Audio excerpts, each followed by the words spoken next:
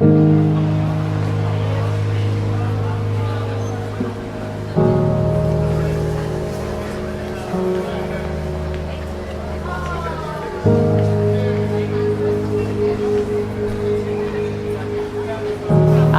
looking to win for sure, and ultimately I'm just racing against myself. There's always a concern that perhaps you're not fueling enough, and that at some point you're going to have a low point that you have to work through because you haven't taken care of yourself. I'm just ready to get the race underway. 4,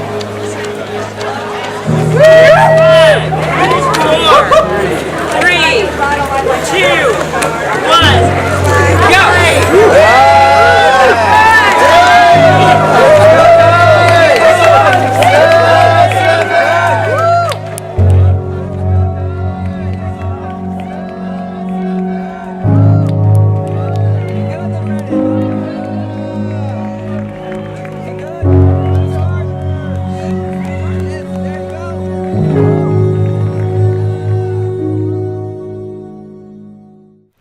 So I have completed close to 70 ultramarathons.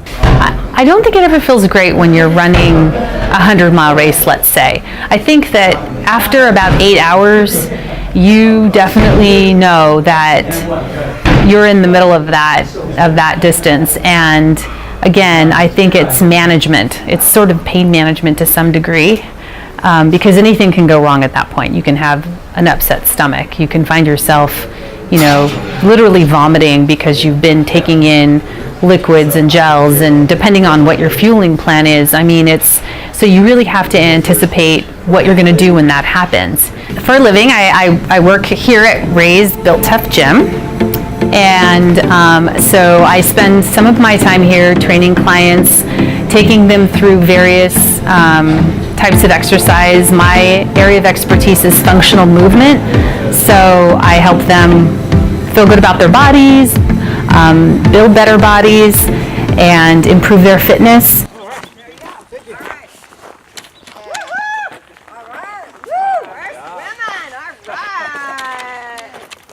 What do you guys think? Water, tailwind? I think I'll take some water. Okay. What? Water. Water. How about you? What do you need? Water.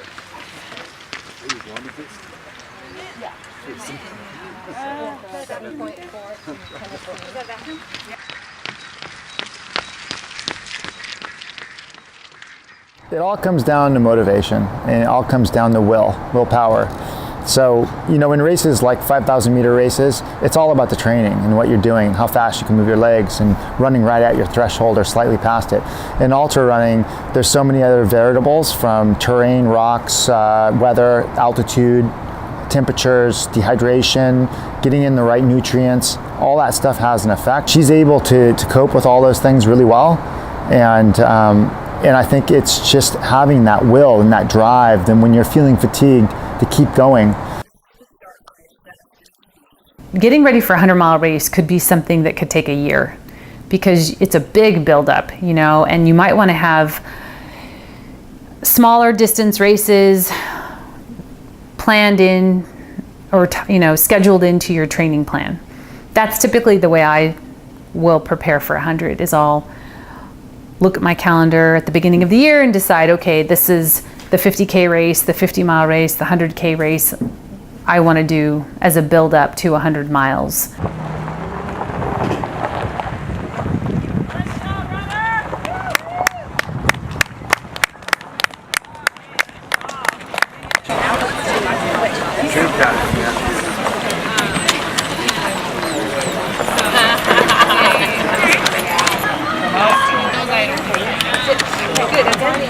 Thank you. Let's go. Good job, Bree.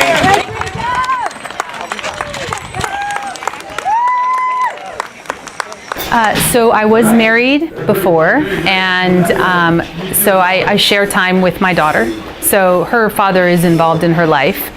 So that's definitely something that keeps me, busy as a mom, because I'm a mom and a runner and a businesswoman. So I have a lot of stuff that I'm juggling. Everything I do revolves around my daughter, first and foremost. I think she's known since she was born that no matter what, she's the most important person in my life. She's the priority. And so I literally set up my day to help with whatever it is that she needs me.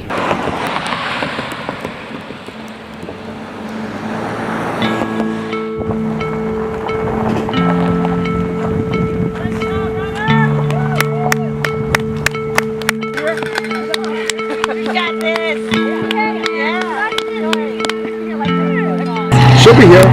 She's tough like nails.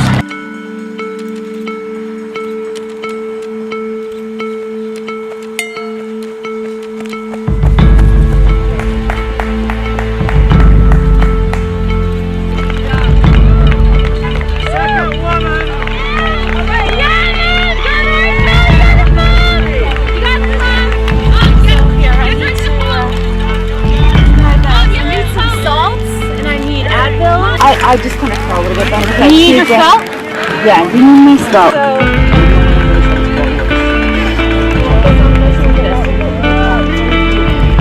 Yeah, we're just trying to have enough dough and enough salt. Salt's right here, okay? Is that enough? Yeah. One more? Are we going more down?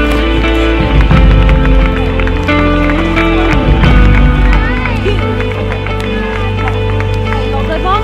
You got some Mom? I love you, Mommy. Thanks, you guys.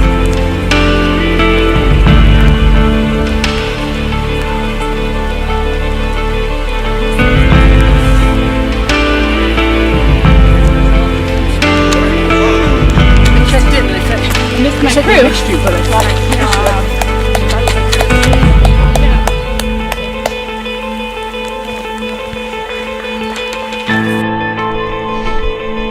I had actually missed my crew at Muir Beach, which was about mile 30, and ended up having to run 20 miles or close to 20 miles on very little fuel. I didn't have my performance drink, I didn't have my gels. I don't generally train with a lot of food, and so I was apprehensive about taking food from the aid station that I know could potentially cause some GI issues. So I basically was running on empty. And so when you're that underfueled, you just have to keep moving forward and do everything you can to try to just stay steady.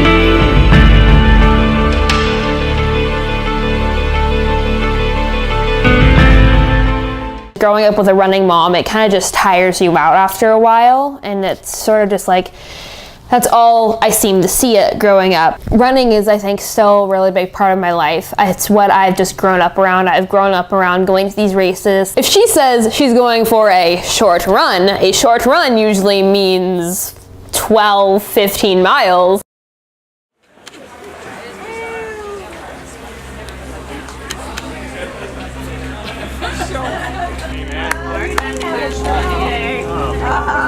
Had a rough one. It was rough.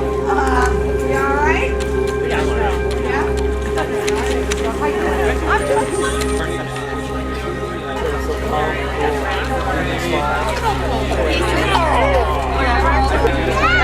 Flip it up, flip it.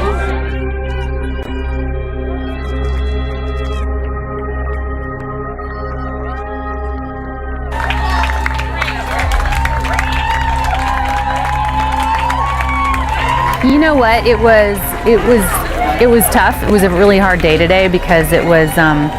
I didn't expect it to be so wet out, and whereas the last couple years the temperatures have been, warm and dry, and so today it was actually pretty cold and wet.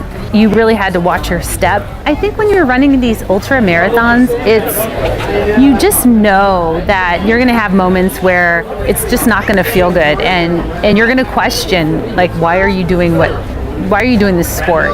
It's so physically demanding on our bodies. But I think at the end of the day, it's because I love it and I'm passionate about it. And it's a challenge. And so I love the challenge, and I love the experience, and I love the chance to see if I can actually complete these distances. Summer, your mom is a freaking superwoman. That's sort of what I think a lot of times, just because she's able to run all these miles and all these races, and she still has enough energy to put up with me. It's her drive. It's her willingness to do whatever she has to do at the end of the day to get the stuff done, whether it's taking care of her daughter, doing her training. What defines me is the life events that have happened to bring me to this place where I can actually go and race an ultra. And when I'm hitting those low points, I actually tap into the adversity that I've had to overcome to get here.